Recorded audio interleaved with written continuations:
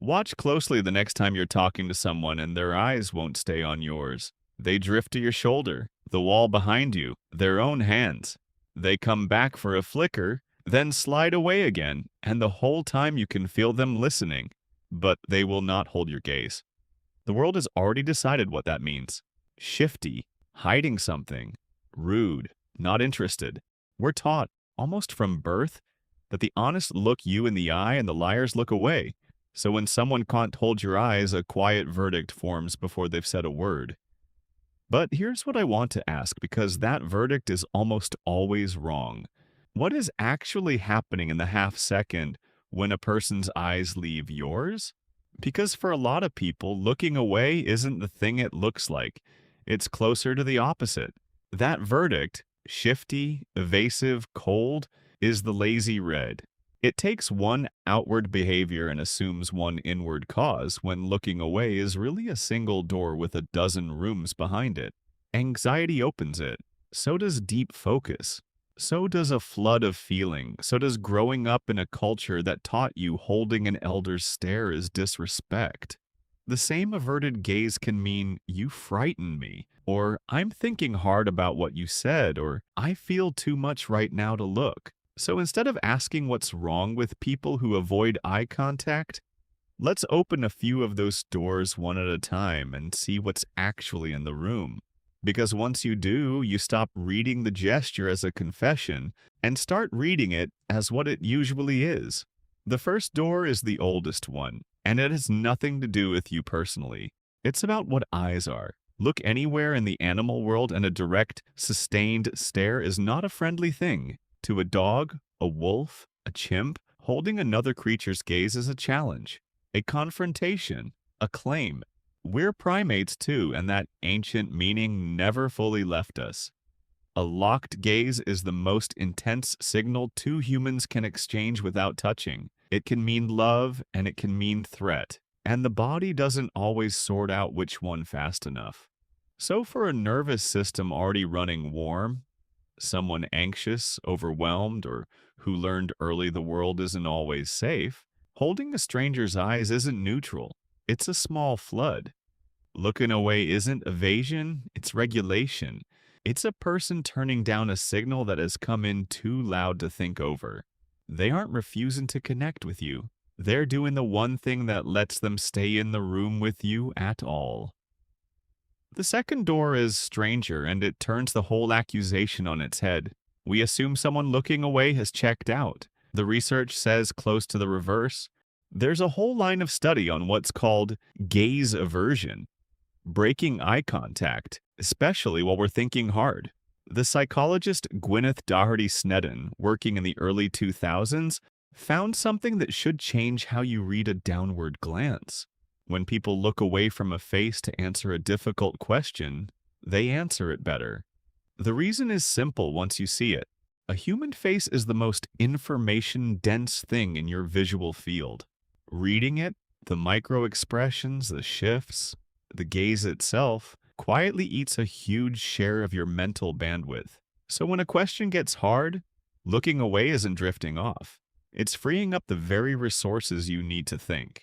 The person holding confident eye contact the whole time may be giving you less of their real attention. The one studying the floor while you talk may be the most engaged person in the room. The third door is the tender one. Eye contact isn't only intense, it's intimate. It's one of the fastest ways two humans build closeness. The psychologist Arthur Aaron famously found that having strangers hold each other's gaze for a few minutes could manufacture a startling sense of connection. The eyes are a shortcut straight past your defenses, which means that for some people holding a gaze is hard, not because they feel too little, but because they feel too much. I think of it like the sun.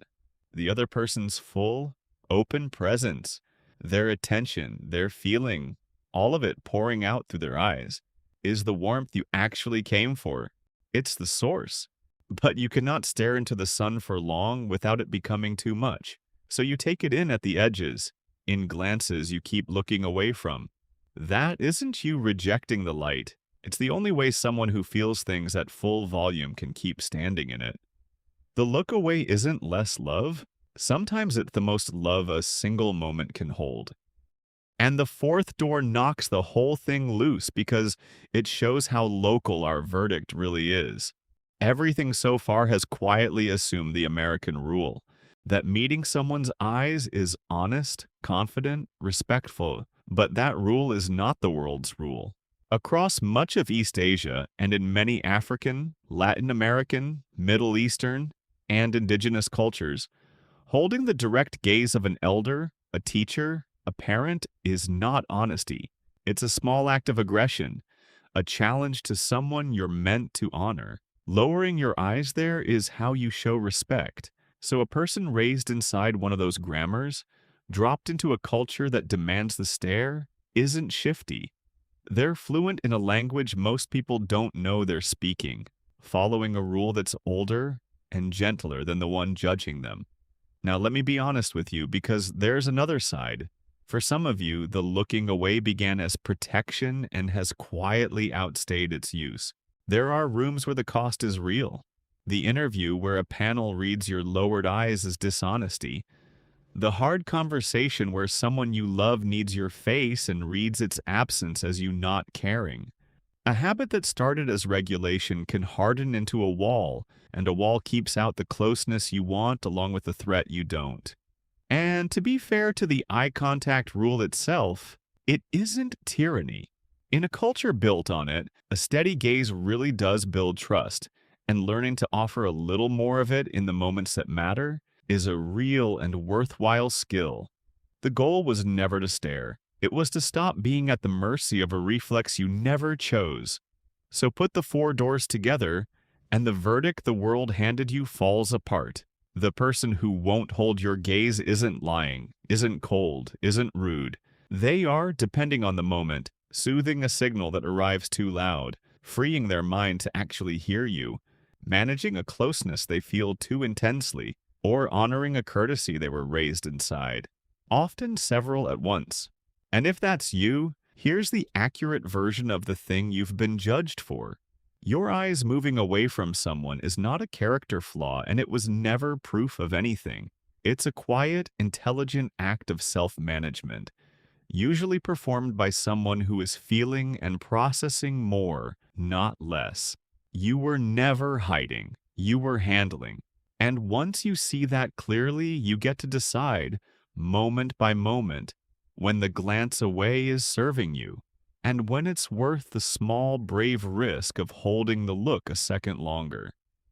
So here's the experiment, and it works with your tendency instead of against it.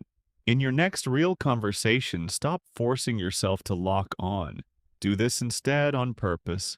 Let your eyes drift away while you're thinking or finding your words. That's exactly when your mind needs the room. And bring them back to the other person's face when you land your point, when you say the thing that matters. Look away to think. Look back to connect. You're not failing at eye contact. You're using its natural rhythm, the one focused people actually use. Try it once today and feel how much less it costs. And tell me in the comments where eye contact is hardest for you. People in authority, someone you're attracted to, a camera, a certain kind of room? Or maybe you grew up in one of those other grammars and have spent years being misread for good manners.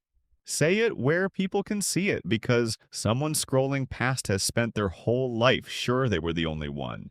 And one honest comment will tell them they're not. If you want more of these, the real machinery underneath the ordinary things people quietly judge you for, that's what this channel is for. There's more coming, and I'd be glad to have you here.